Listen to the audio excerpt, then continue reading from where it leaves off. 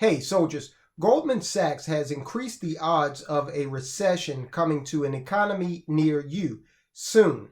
Now, there are a lot of things going on with this, and is Goldman Sachs positioning this statement with an ulterior motive in mind? Or, look, is this just an inevitability based on rising interest rates and what the Fed really needs to do? Let's get into it. Before we do, guys, coming to you a little casual today because working on the property and getting ready for the growing season. Listen, guys, we got to establish alternative modes of economic prosperity. One of the things includes shielding yourself from a lot of the inflation in food prices. Get out there. I talked about this a lot last year. Start growing things. Learn about agriculture. Participate in a community garden if you don't have the space. But that's why I'm coming to you a little casual today, because I'm in the midst of working. Go ahead and thumbs up this video. Help with the algorithm. Subscribe if you haven't already. If you're not a soldier of finance, all you got to do to enlist, boom, is hit subscribe. Let me know about it in the comments, because there is where I will publicly salute you. Alrighty, so let's go ahead and get into this. Now, Goldman Sachs is coming out and kind of doing something a little different. They are boosting U.S. recession odds and also at the same time slashing the GDP forecast, gross domestic product. Now, we are at a level or at a period in the history of the economic history of the United States where we really can't trust a lot of the data that's coming not only out of the administration, but also that the news is reporting. Unfortunately, the news media, they are not into speaking truth to power. The news media is into making sure that they continue to get invited to the cocktail parties, the that annual press dinner that they do, that whole self-congratulatory thing that they do with the president, and terrible jokes, and maintaining some sort of status quo that coincides with a leftist agenda. That's what the majority of the press is about. So you will not get the press saying, hey, wait a minute, guys. Now, you told us we're not in a recession. However, we met the classic definition for recession back in early 2022 of 2 consecutive quarters of GDP, negative GDP growth. That had been the definition for decades, okay? And all of a sudden, we changed that up. And that's dangerous, because now we're in a period where we can't trust the data that's coming out. Can't trust the data that we see.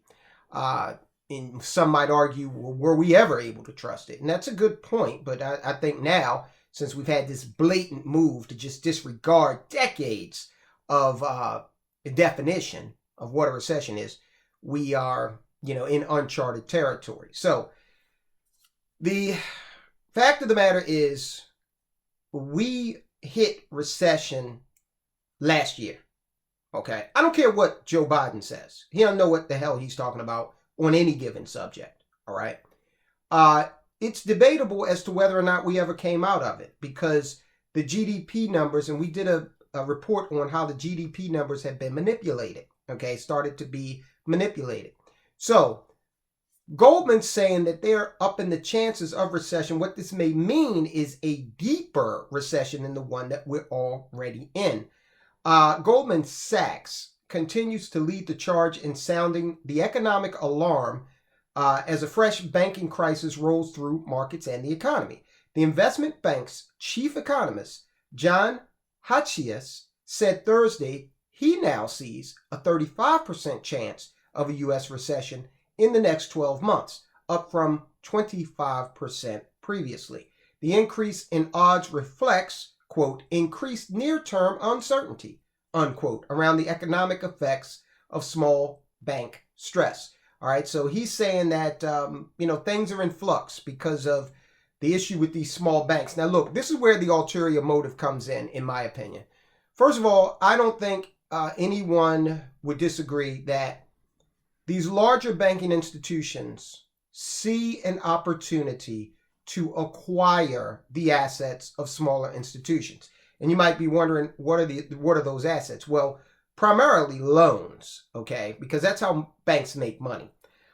So they may be able to, and in some cases, deposits as well, okay? And a company like Goldman Sachs definitely has the ear of all administrations. I don't care if they're Republican or Democrat, all right? You've got Federal Reserve chairs like Hank Paulson that came out of Goldman Sachs.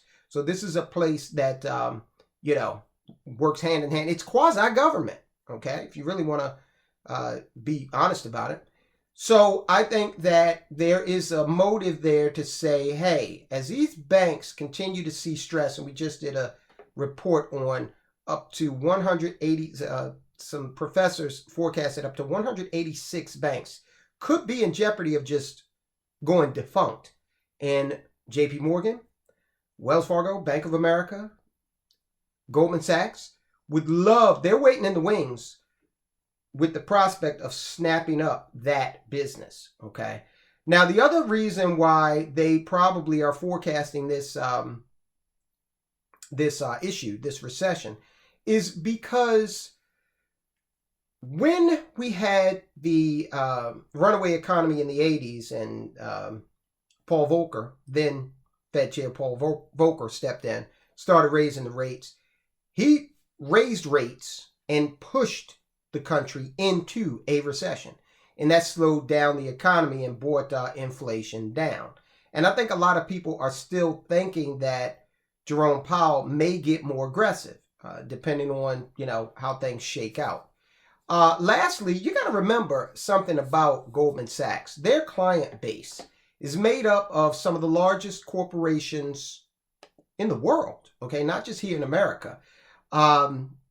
Other financial institutions as well. So in talking about recession, this may be them trying to influence the Fed to slow down on rate increases so that money will become less expensive and their primary client base, large corporations, other financial institutions, and high net worth individuals can get at that money with less expense. Okay, that may be a primary motivating factor as to why Goldman Sachs sees this going on. And look, they're not above trying to influence the way things shake out. Okay, this bank has not been able to be that successful for that long without being a full participant in trying to influence outcomes. All right, so we're coming off of the whole Credit Suisse thing that happened over in Europe. SVB here, Signature here. Some other banks are teetering here. Silicon Valley Bank's collapse marked the second largest bank failure in the United States, behind only Washington Mutual, which happened during the Great Recession, as we know. Signature Bank's demise was the third largest. So you had the second and third largest within days of one another, okay? The turbulent situation caused regulators to spring into action to prevent a larger banking crisis and mass tech layoffs. Now, we're still starting to see those tech layoffs, though. We profiled that, which is what likely would have happened if left unaddressed. Now, they're saying that because they're saying, okay, we've got the Facebook layoffs, we've got the Google, Netflix layoffs, we've got all that, but we may have seen a larger degree of layoffs had not the government stepped in to quell what was going on at SVB, in particular because they were in tight with the tech sector. So take a company like Roku. They might not have been able to make payroll because they were too stupid to keep too stupid to prevent themselves from keeping $500 million in a bank account that only had $250,000 worth of insurance on it. Okay. Government stepped in and, capitalism in its purest form would be allowing them to just take that blow. Okay. And that was their decision. They effed up. They would have to deal with it. Okay. That's capitalism in its purest form. Now, some would argue for that. Some would also say, hey, look, they need to be, even though the taxpayers are going to take a hit, they need to keep the economy going. Think about the ramifications to the economy if they were allowed to take that hit. So two schools of thought, okay? I come down on the, I don't believe in too big to fail, because you're never too small to fail, right? Think about all the small businesses that go out of business every single day and don't get even a notice from the local, state, or federal government in terms of bailing them out. Okay, they got to go bankrupt. All right, the 5 or 6 employees that the landscaping company had, they can't keep it up. Oh well, So you're never too small to fail. How can you be too big to fail, right? Credit Suisse shares. Remember, that's that bank over in Europe that had a lot of trouble, and it was acquired recently by UBS, or is being acquired by UBS. Credit Suisse shares have seen days of extreme volatility on rising fears of its survival. So we got a whole banking imbroglio around the world. These institutions are they're teetering, and it's probably because we are in the midst of a global recession, and no one wants to admit. Hatzius thinks that while the banking crisis is a concern, it will not trigger a rate cut from the Federal Reserve. In turn, a recession may unfold as lending standards are tightened and money becomes more expensive, and consumers pull back while becoming more jittery about the economy. Now, speaking of the consumer, they're trying to hold on, man. Okay, people are out there trying to deal with a wage gap between what they're making and what they're spending at the grocery store, gas station, clothing store. And they're filling the gap a lot of times with credit. Many Americans have exhausted their savings as credit card debt hits a record high. All right, so credit card debt is at a record high currently. Okay, that's tremendous. Climbing nearly 19% in the fourth quarter of 2022. Many Americans have exhausted their savings and are now deep in the hole trying to cover the cost of living. So this is where it comes outside of the realm of just, pure economics and, the theory into application of people's lives. So a lot of people before this happened were one layoff away from total insolvency. Now, with savings exhausted, what little savings that were out there that were exhausted. And remember, American savings rates went up during the pandemic because there was a lot of stimulus money coming from the government, and people weren't spending as much because there was nowhere to go, okay? So the government is like, hey, we want that money back into circulation. And it's back out there, all right. That velocity is continuing, but at the same time, it's resulting in many Americans being closer to insolvency now because they don't have any savings left. So they're in a precarious position, especially with layoffs starting to come to the fore. So this is a pretty, concerning situation. Goldman Sachs thinks that we're heading into a recession. How deep or long that recession will be, they didn't weigh in on that.